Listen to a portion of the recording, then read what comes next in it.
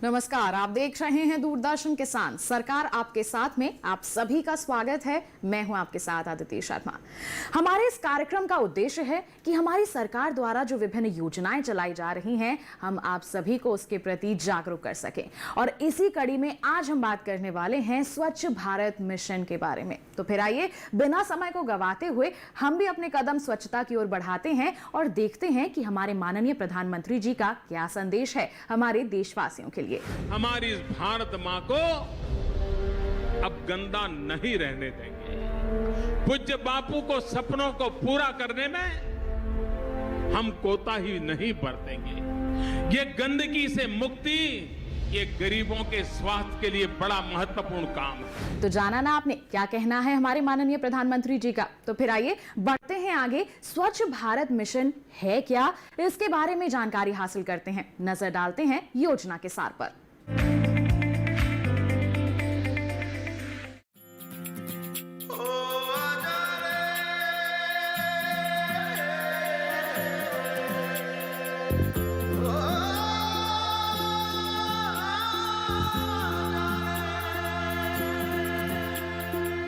माटी पुकारे तुझे, देश पुकारे, आजा रे अब आजा रे। भूले हम राहे हमें राह दिखा दे, आजा रे राह दिखा दे।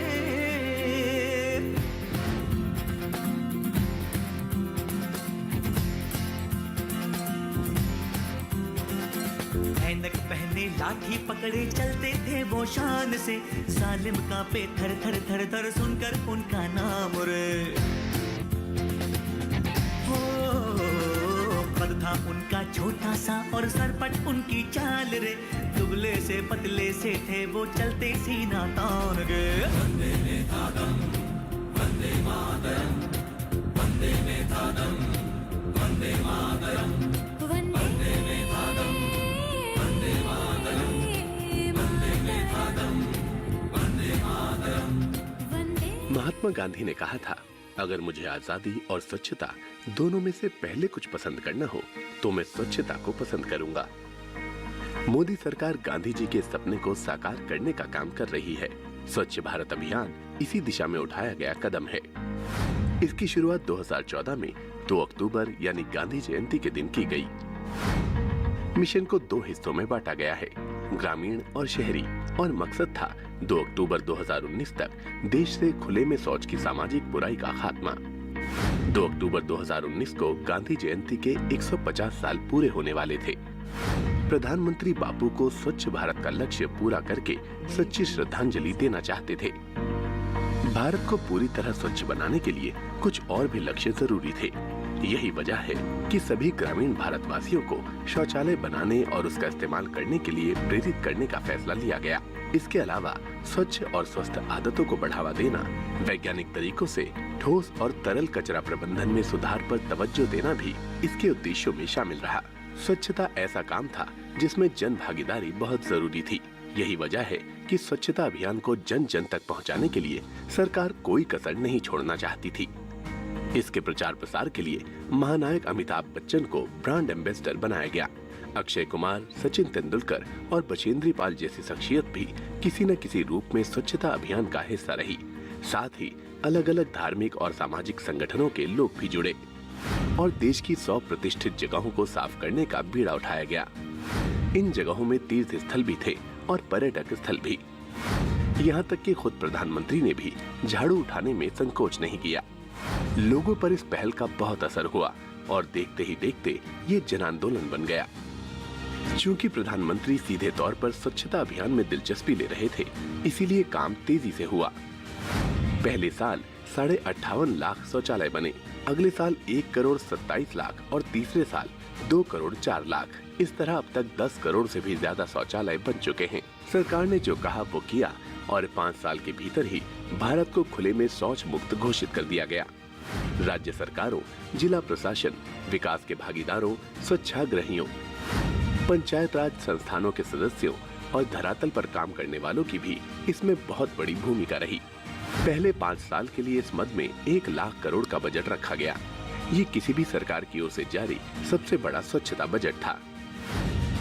वहीं 2017-18 में स्वच्छता एक्शन प्लान के अंतर्गत 76 मंत्रालयों या विभागों ने स्वच्छता योजनाओं के लिए 5,247 करोड़ से भी ज्यादा की प्रतिबद्धता जताई। प्लान की निगरानी के लिए एक वेब पोर्टल भी शुरू किया गया। बीच बीच में और भी कई तरह के कार्यक्रम चलाए गए। मिसाल के तौर पर स्वच्छता पखवाड़ा, नमामि गंगे, स्कूल स्वच्छता, आंगनबाड़ी स्वच्छता, रेलवे स्वच्छता और पेट्रोल पंप स्वच्छता वगैरह वगैरह। इस तरह जीवन के हर क्षेत्र में करीब 130 करोड़ लोगों ने इस अभियान में हिस्सा लिया। कई वैश्विक एजेंसियों ने स्वच्छता अभियान के असर को स्वीकार किया है। खास तौर से इसके आर्थिक, वातावरण और स्वास्थ्य पर पड़ने वाले असर का आकलन किया गया। नतीजा ये निकला कि बच्चों की सेहत और महिला सशक्तिकरण में ये अभियान मददगार रहा।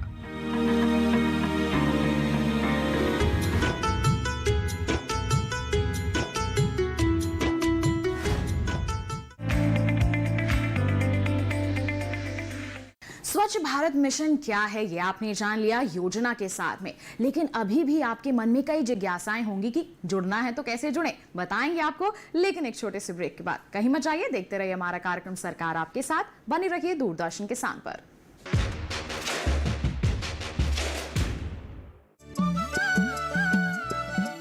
बेड़ियों को तोड़ती, रूढ़ियों को छोड़ती, सशक्तिकरण को ओढ़ती महिलाएं, समाज में भरते प्राण, युवा अरमान, ग्रामीण धरती के कोने कोने में आई एक नई पहचान, पिछड़ी व्यवस्था को चीरकर देती नई उड़ान, पूर्वोत्तर में सरकारी प्रयासों के विकास की नवधारा। देखिए पहली किरण पूर्वोत्तर की कहानियाँ सोमवार से बुधवार दोपहर 12:30 पर। मन की बात है जन जन की, संघर्षों के कुछ किस्से, कहानी कुछ सफलताओं की, अनकही विरासत की, उम्मीदें नए भारत की। महीने के आखिरी रविवार का रहता है इंतजार, मलयाचल के आंचल से विंध्याचल के आंगन तक, ब्रह्मपुत्र के घाट से हिमालय के विस्तार तक होती है मन की बात प्रधानमंत्री के साथ। तो सुनिए इस महीने 24 अप्रैल सुबह 11 बजे मन की बात आकाशवाणी और दूरदर्शन के सभी चैनलों पर। आप भी माननीय प्रधानमंत्री के मन की बात का हिस्सा बन सकते हैं। इसके लिए आप अपने सुझाव post box number 111 Akashvani Delhi पर भेज सकते हैं और नमो ऐप या माईगॉव के ओपन फोरम में पोस्ट कर सकते हैं। तो याद रखें, रविवार 24 अप्रैल सुबह 11 बजे मन की बात।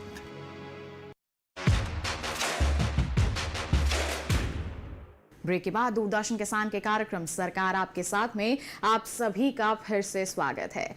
तो आइए हम कार्यक्रम को आगे बढ़ाते हैं, अपने कदम स्वच्छता की ओर बढ़ाते हैं और इस मिशन से जुड़ने की प्रक्रिया क्या है सही ढंग से आपको समझाते हैं।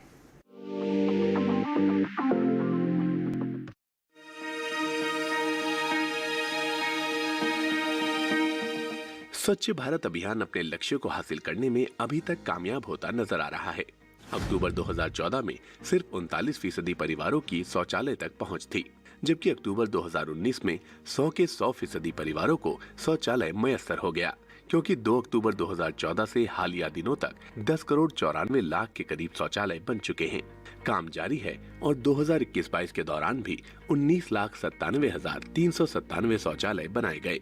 वैसे 2 अक्टूबर 2019 को भारत के सभी जिले अपने आप को खुले में शौच मुक्त घोषित कर चुके हैं। सर्वेक्षण में ये बात सामने आई है कि खुले में शौच मुक्त जिलों में स्वास्थ्य समस्याएं कम देखी गई।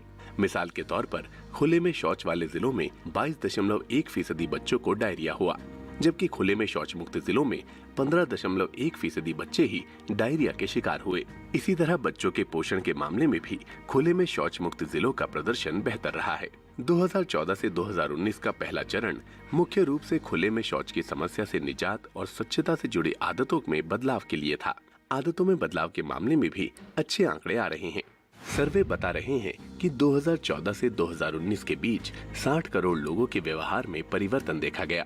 सरकार स्वच्छ भारत अभियान के तहत शौचालय बनवाने वाले हर परिवार को प्रति शौचालय 12,000 रुपए की प्रोत्साहन राशि दे रही है।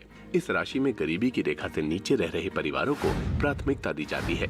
उसके बाद गरीबी की रेखा से ऊपर वालों का नंबर आता है। इसमें भी एक क्रम सुनिश्चित किया गया है।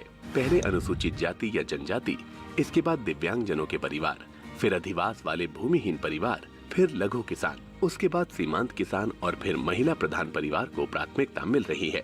खुले में शौच न करने की आदत को बरकरार रखने के लिए 2020 में दूसरा चरण शुरू किया गया। 2025 तक चलने वाले इस चरण में करीब 1,41,000 करोड़ रुपए खर्च होने हैं। खास तौर से ठोस और तरल कचरा प्रबंधन पर जोर दिया जा रहा है। इस चरण को ODF प्लस का नाम दिया गया है। ODF यानी खुले में शौच मुक्त। दूसरे चरण के तहत ODF व्यवहार को मजबूत किया जा रहा है। गाँवों में ठोस और तरल कचरे के सुरक्षित प्रबंधन पर ध्यान दिया जा रहा है। साथ ही सफाई कर्मियों के जीवन में सुधार भी इसका हिस्सा है। ये चरण संयुक्त राष्ट्र के ग्लोबल गोल 6 पर भी तवज्जो देता है। ग्लोबल गोल 6 सफाई और सभी के लिए पीने का साफ पानी उपलब्ध कराने से जुड़ा है। इस चरण में रोजगार के अवसर मिल रहे हैं। कचरा प्रबंधन के लिए कंपोस्ट पिट्स, सोक पिट, कचरा स्थिरीकरण तालाब और सामग्री रिकवरी जैसी सुविधाओं के लिए बनाई गई अवसंरचनाओं के निर्माण से ग्रामीण अर्थव्यवस्था को ताकत मिलेगी। इस चरण में भी गाँवों में स्वच्छता, व्यक्तिगत साफ सफाई, लोगों के स्वास्थ्य वर्धन और खुशहाल जीवन के लिए काम किया जा रहा है।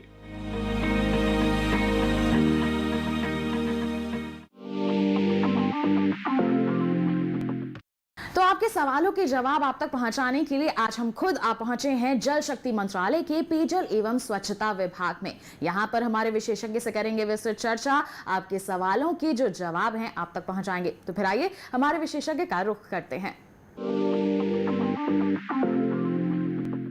तो जैसा कि आज हम बात कर रहे हैं स्वच्छ भारत मिशन के बारे में अभी भी, लेकिन इसके बारे में बहुत कुछ जानना जरूरी है। आपके सवाल होंगे, उनके जवाब आप तक पहुंचाना जरूरी है। इसके लिए हमारे विशेषज्ञ हमारे साथ उपस्थित हैं। आइए परिचय करवा देते हैं। हमारे साथ श्री अरुण बरोका जी उपस्थित हैं। बता दें यहाँ पर सचिव हैं पेयजल एवं स्वच्छता विभाग, जल शक्ति मंत्रालय, भारत सरकार में। सर आपका बहुत बहुत स्वागत हमारे कार्यक्रम सरकार आपके साथ में। नमस्कार।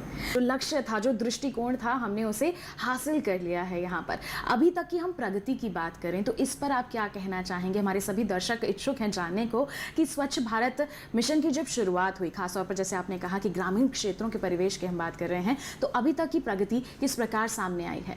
पहले तो ये मैं बताना चाहूँगा कि हमारा एक टाइम बाउंड प्रोग्राम था।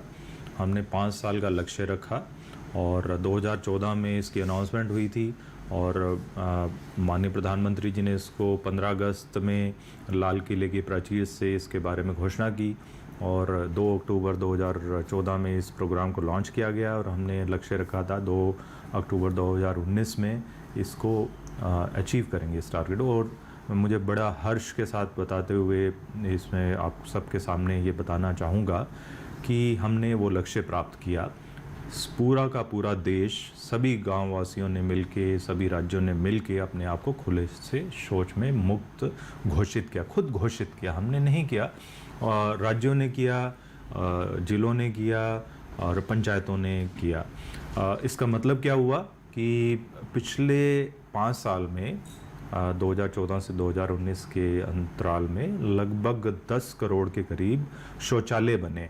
शौचालय बनने का ही हमारा लक्ष्य नहीं था। हमारा लक्ष्य था कि ग्रामीण क्षेत्र जो है खुले में शौच मुक्त हों, यानी कि सभी के सभी 6 लाख गांव जो हैं खुले में शौच मुक्त हों। वो हमने 2019 में अचीव किया था। तो हम अगर उसको इस पैमाने में आंकें कि क्या हमने अपने आप को खुले में शौच मुक्त प्राप्त किया या नहीं किया, वो हमने किया। और अगर मान लीजिए सफलता का पैमाना थोड़ा बढ़ा देते हैं कि उसकी इफ़ेक्टिवनेस क्या थी, ये बहुत ज़्यादा इफ़ेक्टिव भी रहा। इसका इंटरनल एवेल्यूएशन भी हुआ, एक्सटर्नल एवेल्यूएशन भी हुआ। एक्सटर्नल में ऐसी भी वर्ल्ड वाइड इंटरनेशनल ऑर्गेनाइजेशंस ने भी इसके ऊपर में रिसर्च की, स्टडीज़ की और ये पाया कि ये बहुत इफ़ेक्टिव था और सफल था। उसमें चाहे WHO हो या यूनिसेफ हो, उन सब ने इसके ऊपर में रिसर्च करके हमें बताया। तो मैं समझता हूँ कि overall it is one of the successful program. और ये सफल कैसे हुआ, इसकी सफलता का एक और राज वो भी मैं बताना चाहूँगा कि सबसे ज़्यादा अगर भारत सरकार को कोई विजिबल प्रोग्राम रहा जिसको इतनी ज़्यादा लोगों रिकॉल वैल्यू अगर कहें तो सिर्फ स्वच्छ भारत मिशन की ही है। और रिकॉल वैल्यू अगर किसी लोगों, सरकारी लोगों की है तो वो ये एक चश्मा है जो सब जगह दिखता है। हमारी इवन करेंसी नोट्स में है, हर जगह हमारी स्टेशनरी में है, सब जगह दिखता है।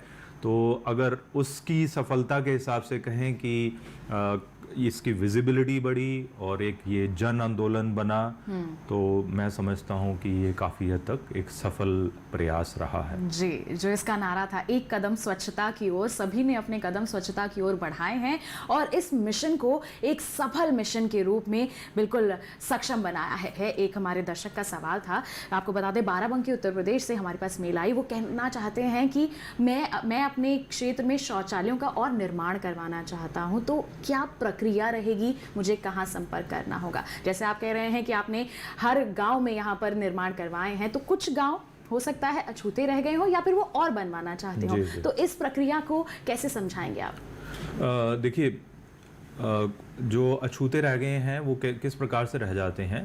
पहली तो नॉर्मल प्रक्रिया है कि घरों की संख्या बढ़ती है, हमारी आबादी बढ़ रही है तो घर भी बढ़ेंगे, और ये हमने एस्टिमेट भी किया हुआ है और हमारा कार्यक्रम समाप्त नहीं हुआ है।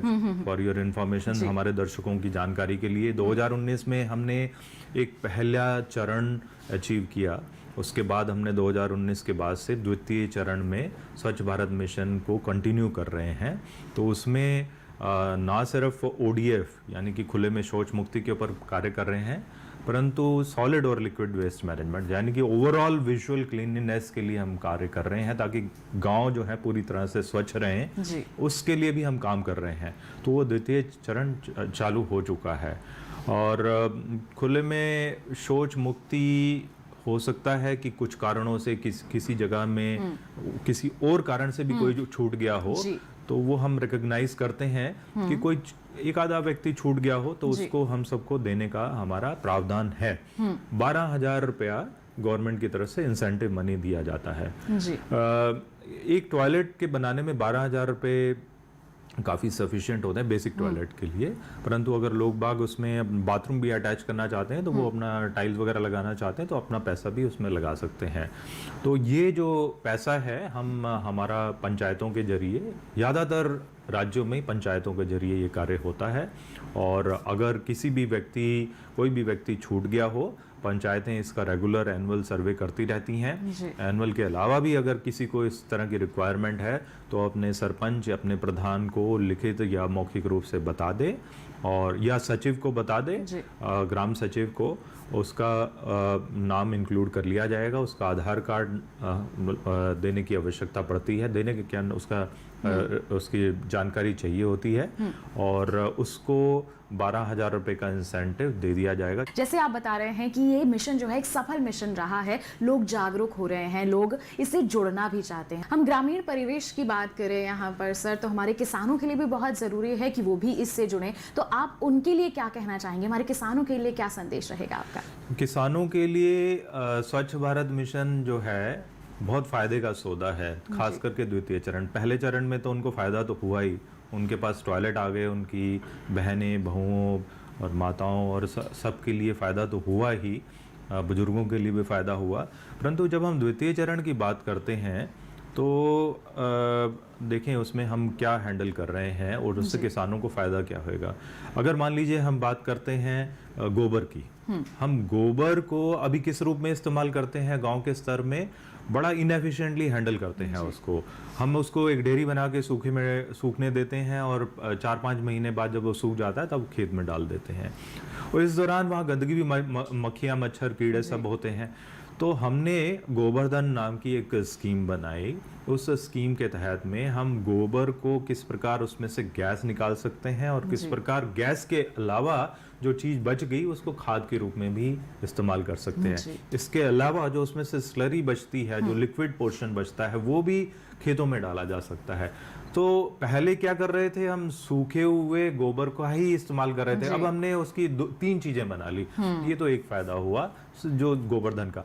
पहले हम हाउस होल्ड लेवल पे इस तरह के गैस प्लांट बनाते थे, हाउस होल्ड लेवल वालों में एक्सेप्टेबिलिटी लोगों की कम रही, तो हमने कहा इसको बड़े पैमाने पे किया जाए। तो उसको बड़े पैमाने में इसमें कार्य हो रहे हैं, और बड़े पैमाने में जब गैस निकलती है तो उसको कॉम्प्रेस्ड बायोगैस यानी कि which is equivalent to CNG जो हम एक गाड़ियों में इस्तेमाल करते हैं, उसके भी प्लांट बनाने शुरू कर दिए हैं। यानी कि किसान जो गोबर दे रहा है उससे हमने CBG which is equal to CNG, उसका भी हमने कार्यक्रम शुरू किया है। तो किसान गंदगी से भी मुक्त हुआ, उसके पास में मैन्योर के रूप में भी मटेरियल मिला, उसके पास इनकम भी आई जी। जब उसने स्लरी बेच दी या गोबर बेच दिया।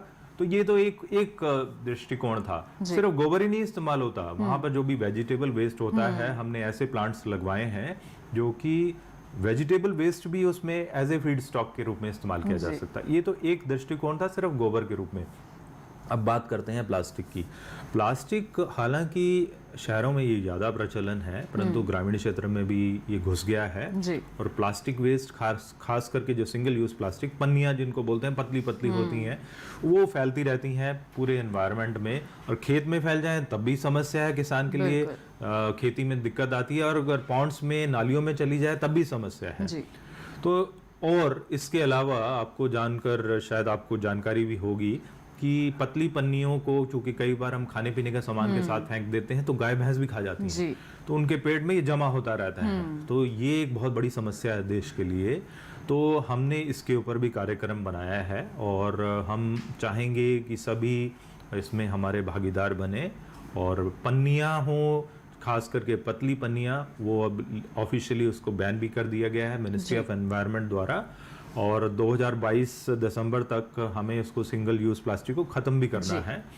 तो इन पन्नियों का पहले तो हम इस्तेमाल कम करें, और जो अगर इस्तेमाल करें भी उसको संभाल के रखें, उसकी रिसाइकलिंग का हमने प्रबंधन भी रखा है। ये प्लास्टिक के संबंध।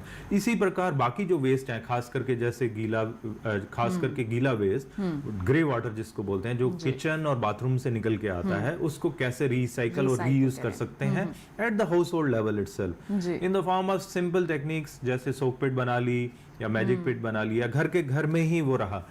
पानी ग्राउंड लेवल में भी फायदा हुआ जी। और वेस्ट भी नहीं हुआ, उसका इस्तेमाल भी दोबारा किया जा सकता और है। हो सकता है कि आसपास में हमारे घर में किचन गार्डन भी, और नॉर्मली गांव में होता है तो वहां भी इस्तेमाल किया जा सकता है।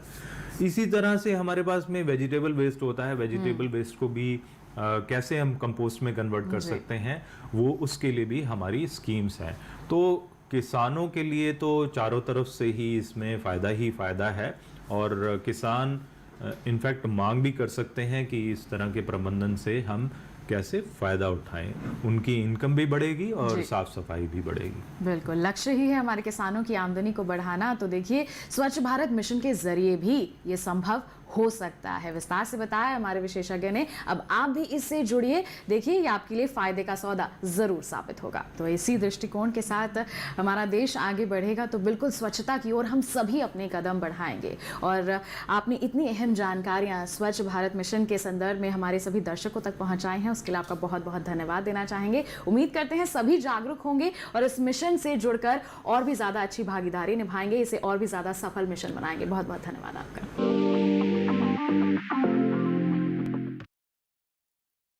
पेयजल एवं स्वच्छता विभाग में आज हम आए थे। आपके जो भी सवाल थे उसके जवाब हमारे विशेषज्ञ ने आप तक जरूर पहुंचा दिए हैं। हम उम्मीद करते हैं कि इन सभी से आप जागरूक जरूर होंगे, इस अभियान से जुड़ेंगे, इस मिशन का हिस्सा बनेंगे और देश के विकास में अपनी अहम भागीदारी जरूर निभाएंगे। तो बस आज के लिए इतना ही। अगले अंक में एक नई योजना के बारे में आपको बताएंगे, लेकिन चलते चलते कुछ अहम जानकारियां तो आप तक पहुंचा दें। जुड़ना चाहते हैं आप हमसे? क्या करना है आपको? ईमेल करनी है हमें। ईमेल आईडी है सरकार आपके साथ @gmail.com। फेसबुक का इस्तेमाल करते हैं तो फेसबुक के जरिए भी जुड़ सकते हैं। हिंदी में टाइप कीजिए सरकार आपके साथ, हमारा पेज खुल जाएगा। वहां पर आप अपने जो भी सुझाव हैं, जो सवाल हैं, वो पोस्ट कर सकते हैं। साथ ही डीडी किसान कॉल सेंटर नंबर भी है 1800-113-060, जिस पर आप कॉल कर सकते हैं, अपने सवाल रिकॉर्ड करवा सकते हैं। तो बस क्या जरिए हैं हम तक पहुंचने के, हमसे जुड़ने के, हमने आपको बता दिया। साथ ही आपको बता दें कि आप हमारा ये कार्यक्रम दोबारा देख सकते हैं। कैसे? QR कोड आपको स्क्रीन पर यहां दिखाया जा रहा है, इसे आप स्कैन कर लीजिए, सीधा पहुंच जाएंगे हमारे YouTube चैनल पर। दोबारा हमारा ये कार्यक्रम देखकर अहम जानकारियां आप हासिल कर सकते हैं। तो बस आज के लिए इतना ही। अगले अंक में जरूर करेंगे आपसे मुलाकात। तब तक के लिए हमें दीजिए इजाजत। आप बने रहिए दूरदर्शन किसान पर। नमस्कार।